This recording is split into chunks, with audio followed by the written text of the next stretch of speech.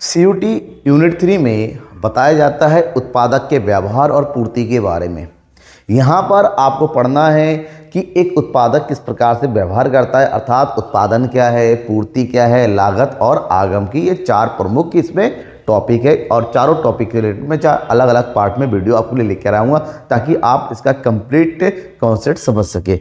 आज का ये जो वीडियो है यूनिट 3 का पार्ट 1 है, जिसमें मैं आपको बताऊंगा उत्पादन फलन के बारे में, यानी कि उत्पादन के बारे में। उत्पादन क्या है, उत्पादन के नियम कौन कौन से हैं, उत्पादन की प्रमुख अवधारणाएं कौन कौन सी है, अल्पकालीन और दीर्घकालीन नियम, सबके बारे में बात होगी पॉइंट टू पॉइंट, ताकि कुछ भी ना रह सके, सब आप एग्जाम के लिए तैयार कर सके।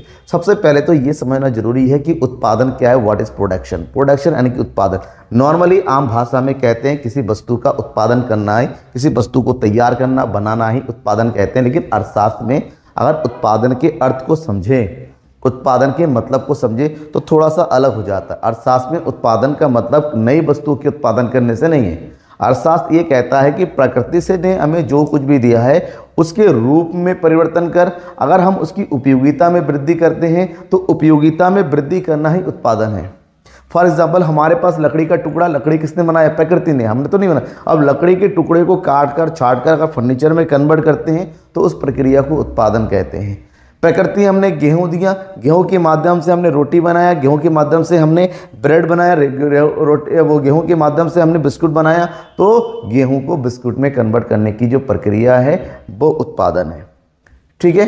एक नाई जो है बाल काटता है, बाल काटने के उपरांत कुछ पैसा अर्न करता है तो वो उत्पादन है। उत्पादन का मतलब होता है आर्थिक उपयोगिता का सृजन करना। प्रोफेसर एले के अनुसार, थॉमस के अनुसार वस्तु के मूल्य में वृद्धि करना उत्पादन है। और स्मिथ के अनुसार उत्पादक एक ऐसी प्रक्रिया है जिसमें वस्तु की उपयोगिता का सृजन होता है, मतलब अनुपयोगी को उपयोगिता में परिवर्तन करने की, जिससे किसी की आवश्यकता की पूर्ति हो, तो उसे हम उत्पादन कहते हैं। अगर उत्पादन की बात मतलब को समझे तो उत्पादन में दो प्रमुख तत्वों का होना अनिवार्य है। नंबर 1, वस्तु में उपयोगिता का सृजन करना।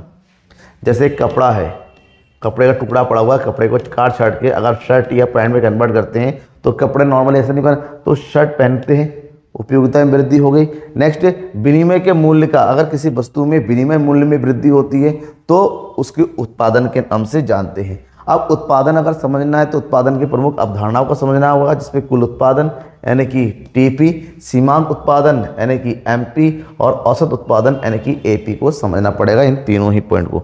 सबसे पहले समझ लेते हैं कुल उत्पादन किससे कहते हैं। कुल उत्पादन किसी एक निश्चित समय अवधि में उत्पत्ति के साधनों, क्योंकि उत्पादन की जो प्रक्रिया है वो उत्पादन के साधनों का प्रयोग करते हुए होता है। उत्पादन के साधन होते हैं जैसे भूमि हो गया, पूंजी हो गया, श्रम हो गया, उद्यमी हो गया, इन सब का प्रयोग करते हैं और इन सब का प्रयोग करते ही उत्पादन प्रक्रिया पूर्ण होती है। इसका मतलब है कि उत्पत्ति के साधनों का प्रयोग करते हुए जिन वस्तु और सेवाओं का उत्पादन किया जाता है उसकी कुल मात्रा को कुल उत्पादन कहते हैं।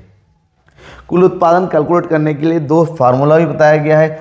अगर हमारे पास औसत उत्पादन दे रखा है तो उत्पादन की मात्रा से मल्टीप्लाई कर देंगे, और अगर सीमांत उत्पादन दे रखा है उसको आपस में जोड़ देंगे, तब जाके प्राप्त होता है। तो इस प्रकार से कुल उत्पादन, जैसे जैसे हम परिवर्तनशील देखिए, क्योंकि उत्पादन के जो साधन होते अल्पकाल में दो प्रकार से होते, एक होता है स्थिर साधन और एक होता है परिवर्तनशील साधन।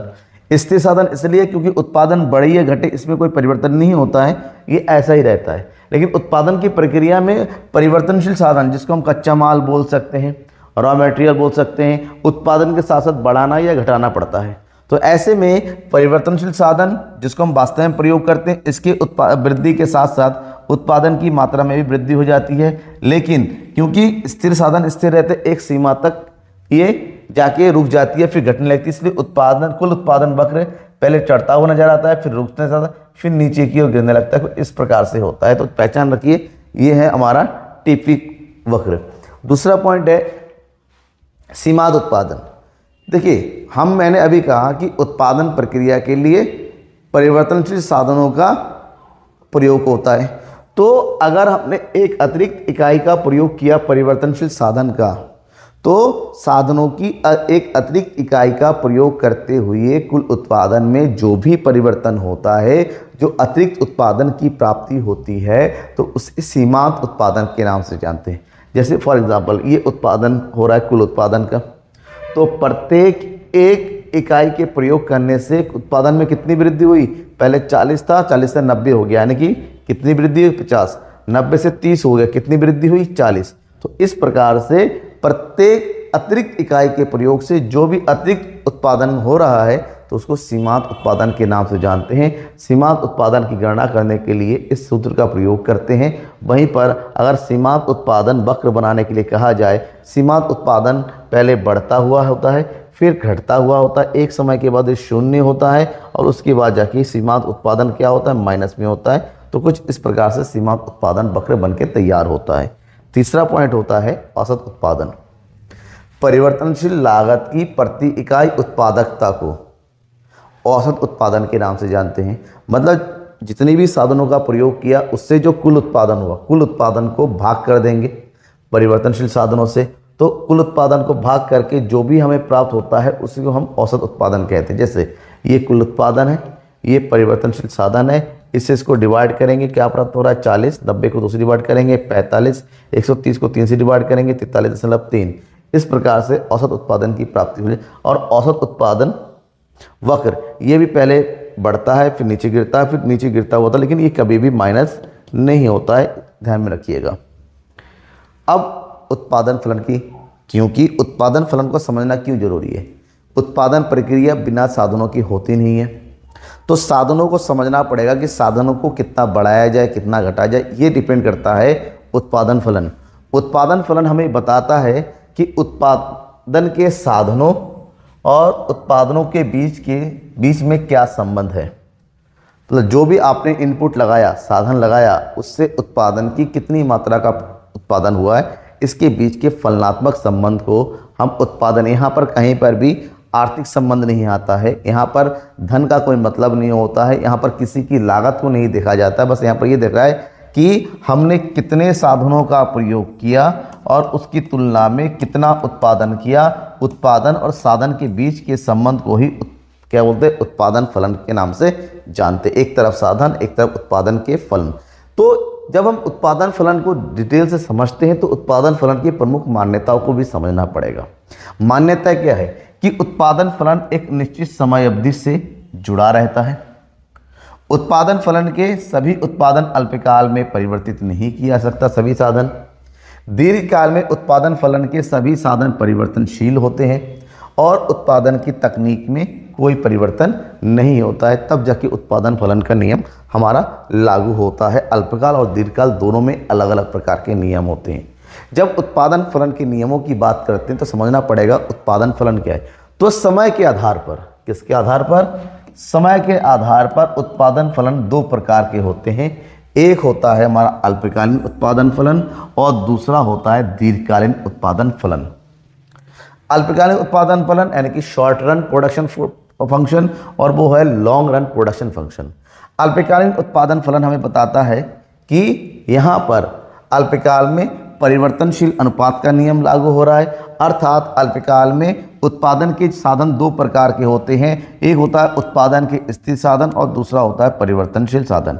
क्योंकि अल्पकाल इतना कम समय होता है जहाँ पर हम अपने उत्पादन के सभी साधनों को नहीं बढ़ा सकते, इतना समय नहीं होता है। क्योंकि जब उत्पादन के साधनों की बात करते हैं, जैसे भूमि हो गया, पूंजी हो गया, साहसी हो गया और श्रमिक हो गया, तो यहाँ पर ये जो तीन है, भूमि, पूंजी, साहसी, ये उत्पादन के स्थिर साधनों में कहा जाता है, स्थिर साधन है। और ये जो श्रमिक है तो ये उत्पादन के परिवर्तनशील साधन है। आपने देखा होगा जैसे जैसे उत्पादन बढ़ता चला जाता है, श्रमिक या फिर कच्चा माल, इन सबकी मात्रा बढ़ती चली जाती है।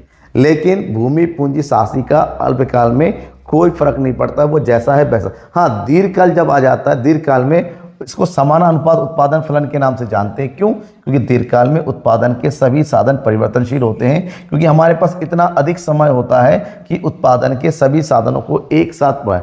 अगर आपके पास पूंजी हुआ तो आप भूमि खरीद सकते हैं, भूमि के लिए आप साहसी रख सकते हैं, और जब सब कुछ हो जाएगा तो आप श्रमिकों की आवश्यकता पड़ेगी ही पड़ेगी। लेकिन अल्पकाल में ऐसा नहीं होता है। अल्पकाल में इतना कम समय होता है कि उत्पादन के सभी साधनों को बराबर परिवर्तित नहीं कर सकते। यहाँ पर कुछ को स्थिर रखना पड़ता है और कुछ को परिवर्तित किया जाता है। कुछ को क्या? केवल एक को, श्रमिक को। और श्रमिक के परिवर्तित साधन में श्रमिक आ जाता है, कच्चा माल आ जाता है। जिसके माध्यम से उत्पादन प्रक्रिया आगे बढ़ती है। तो इन दोनों ही समय के आधार पर हम अल्पकालिक उत्पादन फलन को पढ़ना पड़ता है और दीर्घकालिक उत्पादन फलन।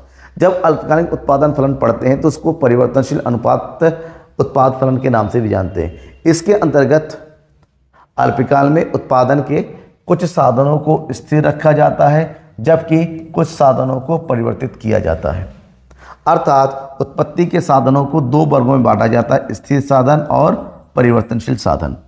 जैसे जैसे इस स्थिर साधनों को स्थिर रखकर परिवर्तनशील साधनों की मात्रा को बढ़ाते चले जाते हैं, उत्पादन की मात्रा में भी परिवर्तन होता चला जाता है। तो इस परिवर्तन को हम परिवर्तनशील अनुपात नियम के नाम से जानते हैं। इसको एक साधन प्रतिफल के नियम से भी जाना जाता है। जबकि दीर्घकाल एक ऐसा समय होता है जहां पर समय हमारे पास बहुत अधिक होता है, अर्थात 1 साल से अधिक का समय होता है। ये इतना अधिक समय होता है कि हम उत्पादन के सभी साधनों को एक निश्चित अनुपात में बढ़ा सकते हैं।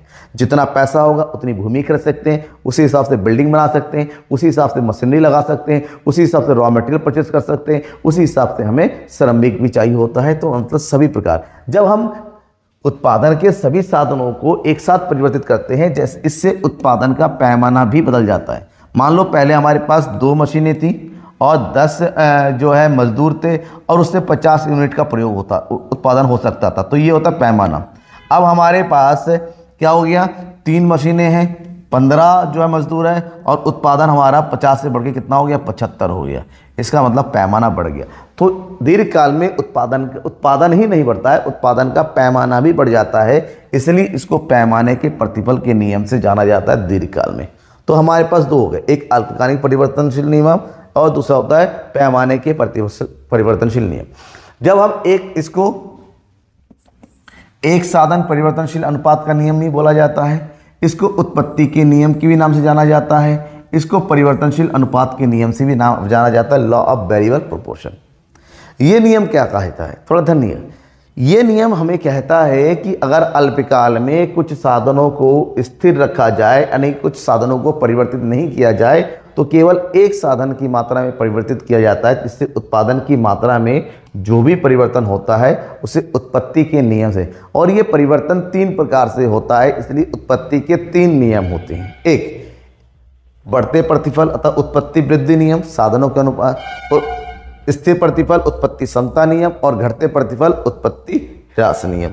जब इसको हम डिटेल से समझते हैं, सबसे पहला नियम होता है हमारा कौन सा, साधन के बढ़ते प्रतिफल का नियम अर्थात उत्पत्ति वृद्धि नियम। यह नियम क्या कहता है, अगर हम कुछ साधनों को स्थिर रखकर और एक साधन में परिवर्तन करते हैं तो इससे उत्पादन की मात्रा में वृद्धि होती है और बढ़ते अनुपात में होती है। अर्थात यह एक ऐसी स्थिति है जहां पर कुल उत्पादन तो बढ़ता ही बढ़ता है, साथ में सीमांत उत्पादन और औसत उत्पादन दोनों में ही वृद्धि होती है। तो सीमांत उत्पादन और औसत उत्पादन दोनों में ही वृद्धि होने के कारण इसको उत्पत्ति वृद्धि के नियम कहते हैं। कि मतलब सीमांत उत्पादन बढ़ने का मतलब होता है उत्पादन की मात्रा में बढ़ती दर से वृद्धि होती है। और देखिए कुल उत्पादन बढ़ रहा है, औसत उत्पादन में वृद्धि हो रही है और सीमांत, और ये इस स्थिति में जो वक्र होता है सीमांत उत्पादन और औसत उत्पादन, सीमांत उत्पादन और औसत दोनों ही वक्र ऊपर की ओर चढ़ता हुआ नजर आता है। लेकिन ये हमेशा नहीं होता है क्योंकि कुछ साधन स्थिर होते हैं, तो यहाँ पर आगे चल के साधन के स्थिर प्रतिफल या समता नियम लागू हो जाता है। यह नियम ये बताता है कि अगर कुछ साधनों को परिवर्तित किया जाए और केवल एक साधन की मात्रा में वृद्धि करते हैं तो यहाँ पर कुल उत्पादन में एक स्थिर दर से वृद्धि होती है। स्थिर दर से वृद्धि होने का मतलब होता है यहाँ पर सीमांत उत्पादन और औसत उत्पादन दोनों में ही एक समान परिवर्तन, एक समान रहते हैं, दोनों ही एक जैसे होते हैं। अर्थात कुल उत्पादन में देखिए वृद्धि हो रही है 30 से 60, 60 से 90, 90 से 120, तो यहाँ पर औसत उत्पादन और सीमांत उत्पादन दोनों ही समान है, एक बराबर है। ठीक है, ऐसे में जो औसत उत्पादन है और सीमांत उत्पादन है दोनों ही एक समान हो रहे हैं। तीसरी स्थिति होती है घटते प्रतिफल का नियम। घटते प्रतिफल का नियम ये बताता है कि जब हम कुछ साधनों को स्थिर रखते हैं और कुछ साधनों को ही परिवर्तन किया जाता है तो ऐसे में कुल उत्पादन में एक समय के बाद कमी आनी शुरू हो जाती है, यानी कि घटती दर से वृद्धि होती है और उसके बाद कम होना ही शुरू हो जाता है। ऐसी स्थिति में सीमांत उत्पादन और औसत उत्पादन दोनों में ही कमी हो रही है और ये वक्र सीमांत उत्पादन और औसत उत्पादन दोनों ही नीचे की ओर गिरते हुए नजर आते हैं। ठीक है, समझ में आ गया। ये 3 स्थितियां हैं। लेकिन आधुनिक समय में ये जो तीनों नियमों को कंबाइन करके एक नियम कहा जाता है, दैट इज उत्पत्ति ह्रास नियम। उत्पत्ति ह्रास नियम कहा जाता है diminishing production, law of diminishing production. ठीक है, आधुनिक अर्थशास्त्री कहते हैं कि उत्पादन की जो स्थितियां होती है उसको अगर हम एक साथ समझें, कुछ साधनों को स्थिर रख के कुछ को वृद्धि कर दी जाए तो 3 स्थितियां प्राप्त होती हैं। एक समय तक उत्पादन में बढ़ती दर से वृद्धि होती है, फिर उत्पादन स्थिर हो जाता है, फिर उत्पादन में कमी होनी शुरू हो जाती है। ठीक है, श्रीमती जॉन रॉबिन्सन ने इसको अच्छे से एक्सप्लेन किया और उनके अनुसार जो है उत्पादन की जो स्थितियां होती है 3 होती है एक साथ। पहले हमारा सीमांत उत्पादन बढ़ता हुआ होता है, सीमांत उत्पादन फिर घटता हो जाता है, फिर सीमांत उत्पादन हमारा माइनस में हो जाता है। तो 3 स्थितियां होती हैं उत्पादन की। ठीक है, जब सीमांत उत्पादन हमारा घटता हुआ होता है उस स्थिति में हमारा कुल उत्पादन भी कम होना शुरू हो जाता है, वरना जब तक सीमांत उत्पादन धनात्मक है, भले ही ना बढ़े, तब तक हमारा कुल उत्पादन में वृद्धि हो रही है। ठीक है, तो ऐसे में जो 3 स्थितियां बताई जाती हैं, 1, 2 और यह है तीसरी स्थिति। ठीक है, ये उत्पत्ति ह्रास नियम के अनुसार कहा जाता है। समझ में आ गया। फिर अब बात करेंगे दीर्घकाल में। दीर्घकाल में उत्पत्ति के सभी साधनों को परिवर्तित किया जा सकता है, कुछ भी स्थिर नहीं रहता है क्योंकि समय ज़्यादा होता है। जब सभी साधनों को एक समान अनुपात में परिवर्तन किया जाता है तो यहाँ पर उत्पादन की मात्रा में ही नहीं, उत्पादन के पैमाने में भी परिवर्तन हो जाता है। इसलिए दीर्घकालीन उत्पादन फलन के नियम को पैमाने के प्रतिफल के नियम से जाना जाता है। और यहाँ जो परिवर्तन होता है उसकी भी 3 स्थितियाँ होती हैं, क्योंकि साधनों में परिवर्तन करने से पैमाने में परिवर्तन हो रहा है। इसी आधार पर, परिवर्तन के आधार पर पैमाने के बढ़ता प्रतिफल, स्थिर प्रतिफल और पैमाने के घटते प्रतिफल के नाम से इस नियम को समझा जाता है। तो सबसे पहले है पैमाने का बढ़ता प्रतिफल। पैमाने के बढ़ते प्रतिफल के अंतर्गत, क्योंकि मैंने कहा कि साधनों में परिवर्तन होता है उसके बाद ही उत्पादन में परिवर्तन होता है, तो एक ऐसा नियम है, एक ऐसी स्थिति होती है कि उत्पत्ति के साधनों को जिस अनुपात में बढ़ाया जाता है उसकी तुलना में उत्पादन में उससे अधिक वृद्धि होती है। मान लो उत्पादन के साधनों को बढ़ाया गया है 10% से, सभी साधनों को, तो उसकी तुलना में तो उत्पादन की मात्रा में वृद्धि होती, उत्पादन के पैमाने में वृद्धि हो रही है कितना, 15%। तो ये जो स्थितियां हैं इस प्रकार से, ये उत्पादन के साधन फैक्टर और ये उत्पादन की मात्रा, और उत्पादन के साधनों को बढ़ाया गया इतना 10% से, लेकिन उत्पादन में वृद्धि हो रही है इससे ज़्यादा। तो इस स्थिति को हम बोलते हैं पैमाने के बढ़ते प्रतिफल का नियम। समझ में आ गया। दूसरा, पैमाने के स्थिर प्रतिफल का नियम ये बताता है कि उत्पत्ति के साधनों को जिस अनुपात में बढ़ाया जाता है उत्पादन के पैमाने में भी उसी अनुपात में ही वृद्धि होती है। अर्थात अगर हम साधनों को 10% से बढ़ाते हैं तो उत्पादन के में भी 10% की ही वृद्धि होती है, और स्थिति में जो उत्पादन वक्र है वो बिल्कुल सीधा होता है 45 डिग्री में। ये साधन है, ये उत्पादन की मात्रा, ये हो गए हमारा साधनों में वृद्धि, तो ये हो गए उत्पादन में भी, दोनों में समान अनुपात में वृद्धि होती है। जबकि तीसरा नियम ये कहता है कि उत्पत्ति के साधनों को जिस अनुपात में बढ़ाया जाता है उसकी तुलना में उत्पादन के पैमाने में उतनी वृद्धि नहीं होती, यानी कि यहाँ पर घाटा हो जाता है। मान लो उत्पादन के साधनों को 10% से बढ़ाया गया तो उत्पादन के में केवल और केवल 8% की वृद्धि हो रही है। इसका मतलब होता है कि उत्पादन के पैमाने में उतनी वृद्धि नहीं हुई। तो ऐसे में जो उत्पादन वक्र है इस प्रकार से बनता है। ये है पहले फैक्टर, और फैक्टर को बढ़ाया गया इतना, ठीक है, लेकिन उत्पादन की मात्रा में उससे कम वृद्धि हो रही है। तो ये जो स्थितियां हैं 3 स्थितियां बनके हमारे सामने आ जाती है। समझ में आ गया। तो ये था हमारा पहला पार्ट यूनिट 3 का। इसके बाद एक एक करके सब कुछ समझेंगे, डिटेल से समझेंगे, बस बने रहना मेरे साथ। आप जब तक आपका एग्जाम नहीं होगा तब तक मैं आपको इसी तरह से A1 कंटेंट प्रोवाइड करूंगा जो कि आपके एग्जाम के लिए बिल्कुल हेल्प करेगा। Thank you and bye.